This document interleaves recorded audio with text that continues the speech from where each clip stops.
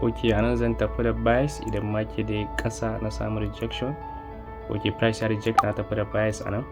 Saboda market ɗina ya zo min key level. Da market ya zo min key level, wannan key level ɗin sai na sama engulfing, da na sama engulfing sai na sama inverted hammer a uptrend. Da na jira market ya zo min 50% ɗin inverted hammer na sama rejection sai na tafi da bias. Sannan wanda ke so ya join din mu a Telegram, akwai link a bio na, idan ka shiga zai kai ka Telegram channel ɗin mu direct. Sannan idan kana son amfani da wannan broker, idan kai register da link ɗina za ka samu 200% bonus a deposit ɗin da kai $50. Ma'ana idan ka sa $50 za ka samu $150. Idan ka sa $100 za ka samu $300 wanda za ka yi trading da shi.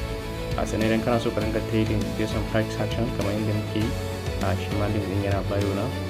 Kun ga sanda market ɗina zo mun support level ne, na sama engulfing, na sama inverted hammer. Inverted hammer ne trading bayan na jira 50% na samu rejection. Wannan yana ya ba mu riba, so haka take.